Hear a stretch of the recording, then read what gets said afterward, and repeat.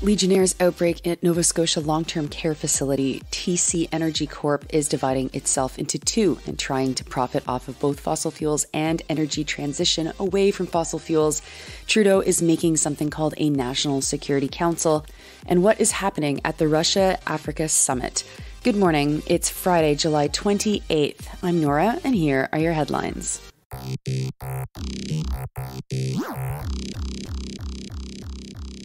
We start this morning in New Glasgow, Nova Scotia, where there is an outbreak of Legionnaire's disease at Glenhaven Manor. There are 3 confirmed cases and 9 probable cases.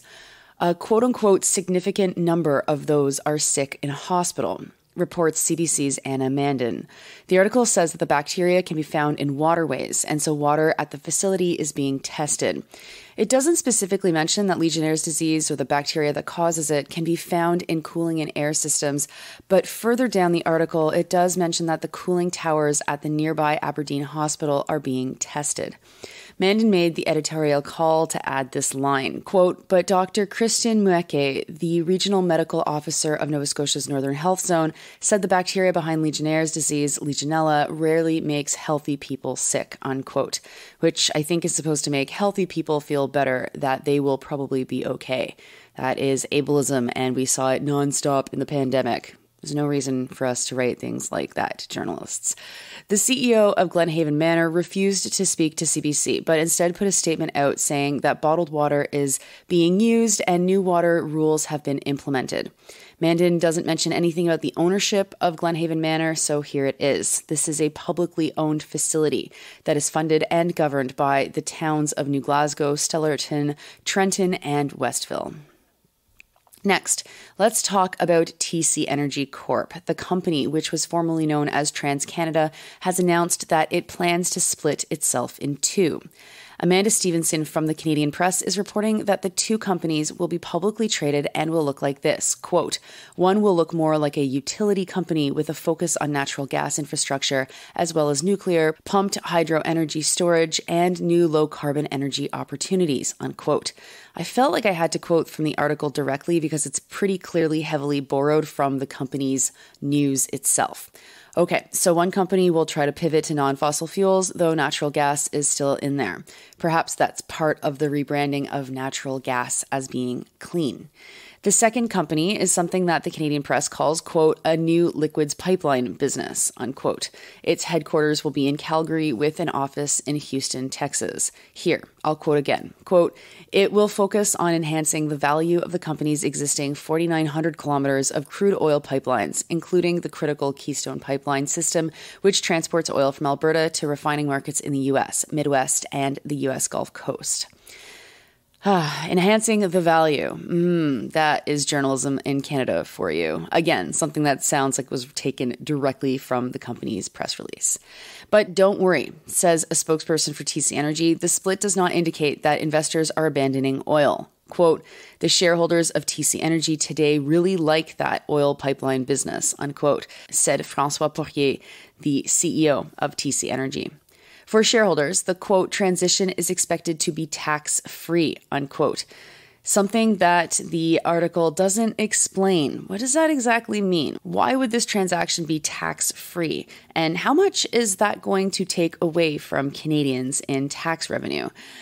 For it to be tax-free, Canada and the U.S. tax authorities have to agree to, and so that process will play out over the next couple of months. TC Energy owns Coastal GasLink. The project in northwestern British Columbia was supposed to cost $6.2 billion, but has ended up being double that. No mention in the article of heat waves, forest fires, fish die-offs, ocean temperatures, Arctic ice melting, Indigenous sovereignty, Indigenous struggle against any of these projects, or anything else about how TC Energy has had a hand in catastrophic climate chaos. Next, news again from Rachel Aiello at CTV News. And hey, Rachel, thanks for your work, by the way. I don't think I've quoted the same journalist so much in a row before. You're doing good work.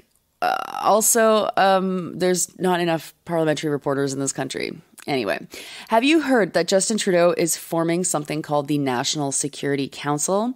It's new, and this is how ALO describes it. Quote, overseeing, unquote, and setting the, quote, strategic direction, quote, for emerging challenges Canada is, quote, increasingly facing, unquote. I love all of the quotes in that sentence. She's obviously struggling to explain what the hell it is as well, and just, might as well rely on the words themselves from the government.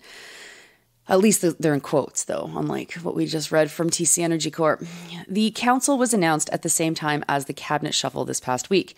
When asked why such a body would be necessary, considering that there are already cabinet committees and House of Commons committees that look at national security, Trudeau said that we would have the privilege of knowing these things later. Quote, we're working right now, and we will be making an announcement in the coming weeks about how it's going to work, unquote.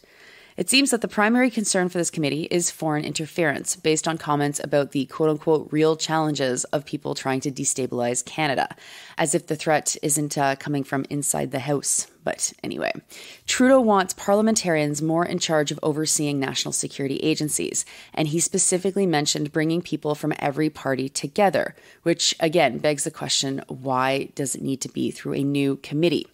Back in 2017, Trudeau struck something called the National Security and Intelligence Committee of Parliamentarians. In its latest annual report, it mentioned that, quote, some departments selectively refuse to provide information, unquote, to the committee, which I think is pretty funny. Canada's access to information is so bad that even a parliamentary committee looking at national security and intelligence is denied information from departments. Makes me feel a little bit better knowing how hard it is for me to get information from these departments. Anyway, that's all we know, so I guess we'll have to pay attention as this committee gets struck on what the heck it's supposed to be doing. And finally, to Russia. In the aftermath of that country's decision to remove itself from the Odessa grain deal with Ukraine, Vladimir Putin is trying to shore up allies who rely on grain exports by promising that it will continue to export grain directly to them. Putin made these comments at the Russia-Africa Summit. The Associated Press noted that attendance was sharply lower than the one held in 2019. In 2019, 43 heads of state attended the summit, while this time just 17 heads of state are present. But the Kremlin said that 32 other countries were represented by other officials, and they blamed the lower attendance on countries not feeling comfortable attending it because of the way other countries have been reacting to Russia's invasion of Ukraine. Putin has promised no-cost shipments of grain to 6 countries: Burkina Faso, Zimbabwe, Mali, Somalia, Eritrea, and Centrafrique.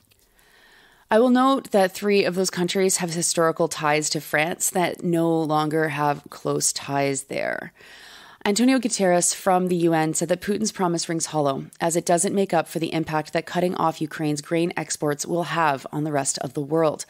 Russia says it will ship 50,000 tons of grain to the 6 countries. Under the deal with the Ukraine that Russia has left, more than 32,000 tons of grain were shipped out of Ukraine.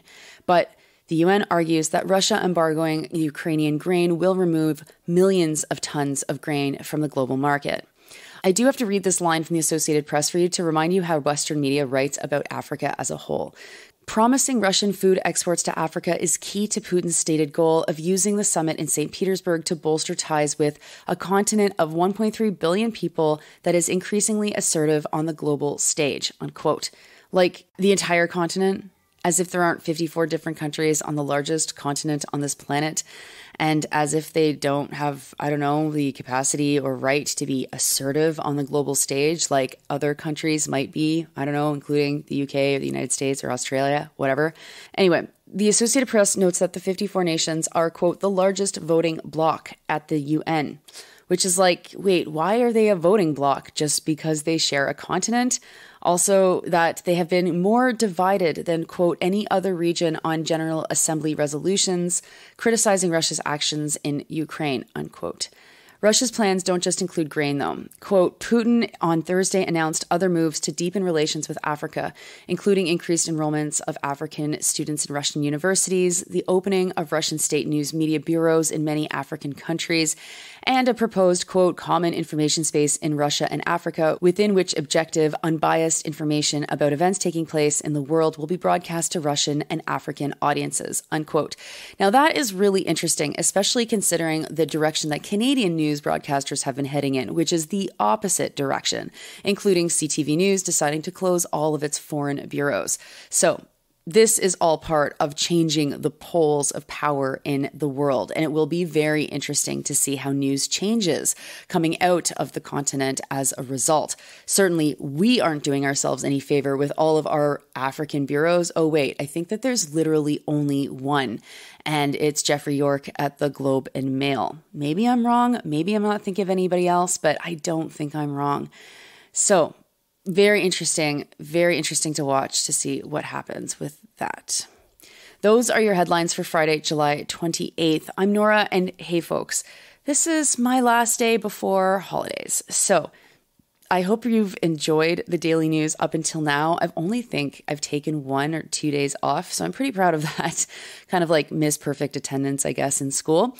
But yeah, I'm taking all of August off. So if you love the daily news and it has become part of your routine, I'm really sorry to break with that routine, but I will be back as soon as I can be, which will likely be just after Labor Day in September. I'm going to be on the road, so if you are in Halifax, mark your calendars, August 15th. I'm going to be at King's College, so love to see you there. It'll be an evening event. And for everybody else who isn't in Halifax, I hope you have a wonderful and safe and healthy August.